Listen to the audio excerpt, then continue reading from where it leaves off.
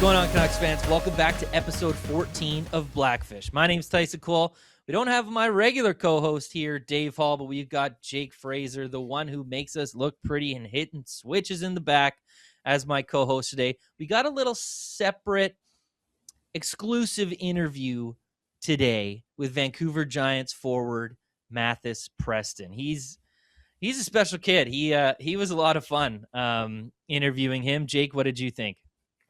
Yeah, no, I thought it was a great interview. Obviously, we recorded it before we're recording this intro, but yeah, he really I love him as a prospect. I think he's a great target for the Canucks with that second first round pick. And just this interview with him today made me even more of a believer that they should go with Mathis Preston at 24. I totally agree. Especially if they go Malhotra over there at third overall and you want to take a big swing on a high offense forward like Preston. I mean, coming into the year, he's a top 10 projected draft pick. And then, the injury that he suffered this year and getting traded halfway through the year, kind of sunk him down to that Canucks range at 24. And I mean, I think it's going to be a home run for whoever does get him later in the first round. But yeah, we'll waste no time. We'll just get right into it. Here is our exclusive interview with Mathis Preston. All right, we got a very special guest today, Vancouver Giants forward and top eligible prospect in the 2026 NHL Draft. We got Mathis Preston. Mathis, how you doing today, buddy? I'm doing great. I'm doing good. How are you guys? Doing great. We appreciate you coming on. And I mean, draft is 1 week away. How pumped are you for that? Yeah, honestly, it's kind of crazy. It came up so fast. Yeah, I would say just mostly excitement, a little bit of nerves, but yeah, I'm just excited to, see where my future home is. Hopefully. For sure. We'll dive more into the draft a little bit later, but want to talk about your journey first. Over in Spokane, you guys had a stacked team in your rookie year 2 years ago. You made it all the way to the WHL finals, but you lost to Med Hat with a couple people you might be in the car with right now. How was that experience for you in your rookie year?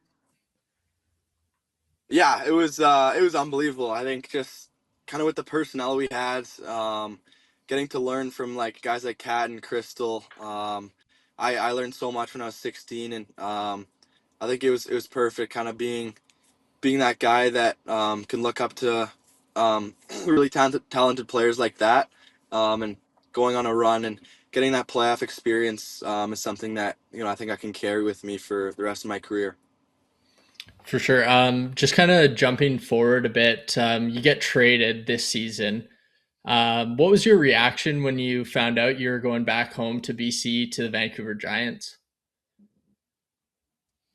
Yeah, I was definitely a little surprised, but I was excited when I found out it was Vancouver, and being from the same province, BC kid, is kind of a Canucks fan growing up. So I was just so excited to be back in my home province, and yeah, I was excited to get things going there. Obviously, I got hurt for a long period of time, which sucked as soon as I got there, but no, I had a lot of fun. They welcomed me with open arms, so yeah.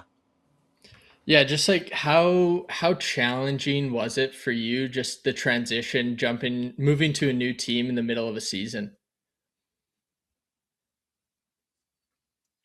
Yeah, it was there's definitely challenges that come with it for sure. I think just meeting a bunch of new guys, trying to get chemistry with line mates. And I think the most challenging part for me was getting hurt there, and you're not in the locker room that much. You're in the rehab center a ton, and I think that was pretty difficult, not being able to gel with the guys a ton. You're not on the ice. You're not going on road trips or anything. So I think that was probably the most challenging part. But they made me feel super included even when I was hurt. And then I thought when I came back, it was really fun. So. Not being with the guys. He's a team player right there. He needs to be in the locker room. Obviously, it wasn't the way your season, how you wanted to end the season with the Giants, obviously not making the playoffs and everything, but you got a little bit of unfinished business there. I hear that you want to make a return to Vancouver over skipping out on the NCAA. So what makes the decision for you so easy to go to the WHL rather than jump over the NCAA? Yeah, I think for me, just I lost in the finals, obviously when I was 16, and I think ever since I've been pretty bitter about it, and I really want to get back to the finals and go on a long playoff run with the Giants. So yeah, I think that's probably one of the main reasons, and I really want to win in the league before I move on. So yeah. Yeah, I love that. After the season, you went to the U18 World Championships. How was that tournament for you? And you talked about how you were injured for a bit during the season. Like, were you treating it as like a place where you could showcase your skill since you missed part of the season this year? Yeah, definitely. I think that was definitely an important tournament for me. Kind of being hurt for that time, and you know, when you're hurt, it's like no one's seeing you, no one's seeing, your consistent play. So I think that tournament I went into it pretty dialed in and pretty focused on, what I had to do to ultimately help the team win. You're going there, you're playing for Canada, and you wanna help the team as much as you can. And every time you go to those events, the main goal is just to win gold. Obviously, we didn't do that, which was unfortunate. But yeah, I think that was an important tournament for me just to be seen again and get my confidence back and get playing again. Obviously, your draft year comes with a lot of different expectations, and the spotlight is on you more than it probably ever has been. So it must have been tough for you, but how nice was it to have, Giants captain Ryan Lynn as your teammate, working beside you the whole way, going through everything that you were going through? Like, what's your relationship with Ryan throughout this draft year? I know you only spent half the season with him, but it seems like you guys are pretty close. Yeah, me and Leonard, we grew really close. When we got hurt, we kind of got hurt in the same weekend, like I think back-to-back games. So that was unfortunate. I wasn't happy that he got hurt, but I was kind of glad that I'm not going to be here alone and be going through this alone. So, I think we both really leaned on each other in that time, and we spent pretty much every second together during that 8 weeks. So, yeah, he's obviously one of my best friends now, and obviously his play on the ice speaks for itself. But yeah, he was so good to me when I got there, and him getting the captain, I think, there's no better guy that could have gone to when their captain got traded, and he embraced the role. And I thought, yeah, he was perfect suit to get that. So yeah, he was really good with me when I got there. Now, fast forward to the combine. It was just a few weeks ago. Was there anything like, how was that process for you? Was there anything that necessarily surprised you? Um, there, there's a few questions that kind of caught me off guard. Montreal asked me to throw a puck into a garbage bin, and they said I could take as many steps back as I wanted, but if I stepped forward, I didn't want to show that I wasn't confident in myself. So I ended up stepping back, and luckily got it in. So that was Nice. good. And yeah, it was kind of mostly just talking to teams, getting to know me as a person, and kind of what my character's like. They're all super smart people and know a lot about the game of hockey. So I think it's trying to get to know me off the ice, get to know my family and stuff like that. So I had so much fun with it, and you being with guys you don't get to spend a lot of time with during the year, you get to be there with them is super fun. So yeah. What do you think, teams at the combine learned about you that they couldn't necessarily pick up, from looking at your stat sheet or looking at how you play on the ice? I think that I'm a pretty fun guy to be around. I think on the ice, I think it kind of gets misinterpreted that I'm super serious, and which I am on the ice for sure, and super competitive. But I think off the ice, I love to joke around, have fun, joke around with the boys and stuff like that. So I think they definitely learned that side of me, and kind of my personality, I would say.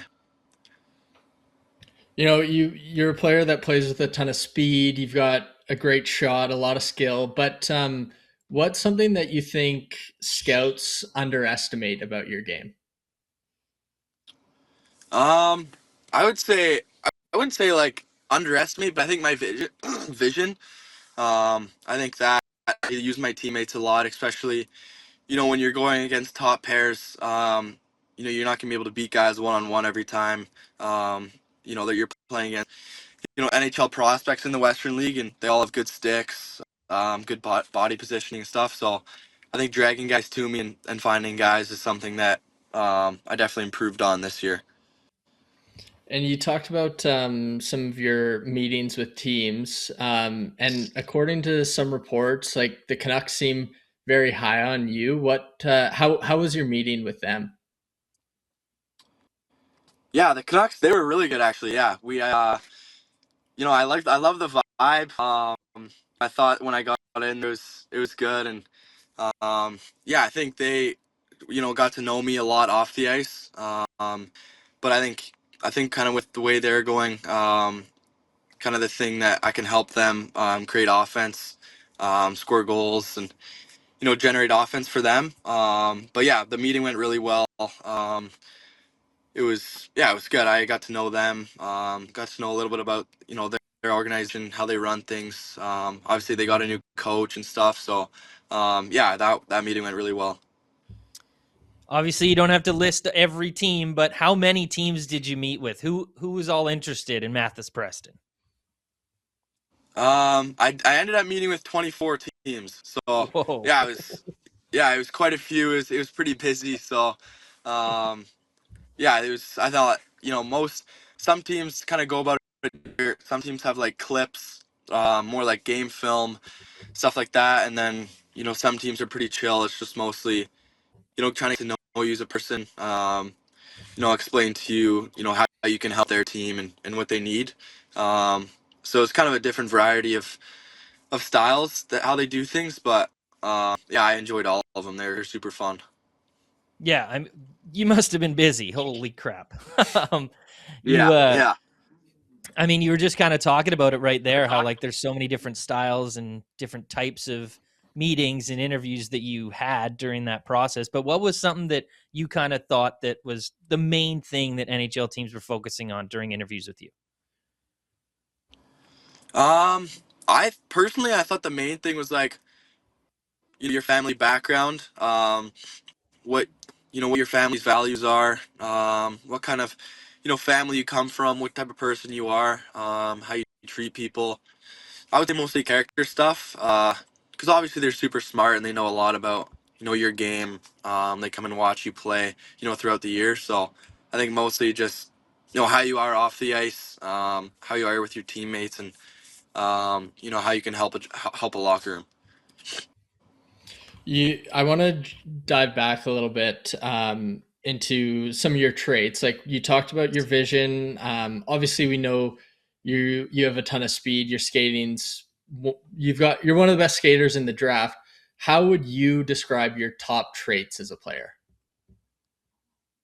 Yeah, I think my skating. I think I'm a dynamic skater. That's probably one of my best ones. I think my IQ as well. I think the game in kind of a unique way. I think before I get the puck, I know what to do with it after. I think I see plays developing early and can make reads.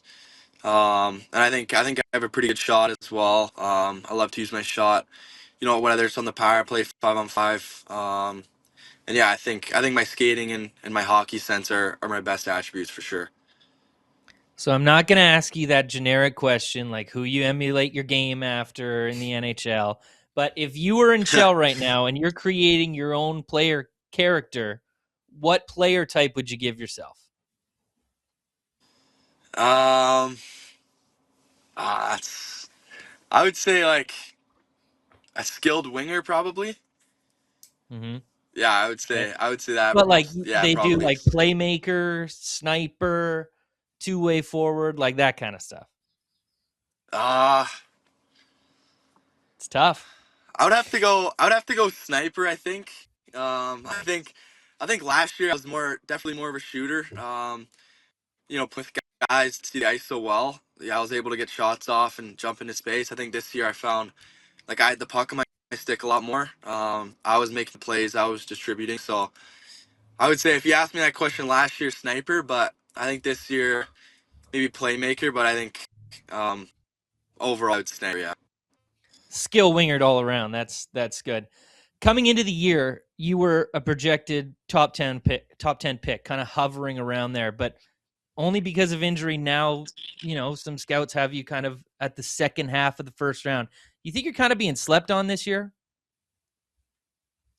To be honest, I think so. Yeah, I think I think it's kind of out of my control, the injury. I couldn't have done anything about it. I can't.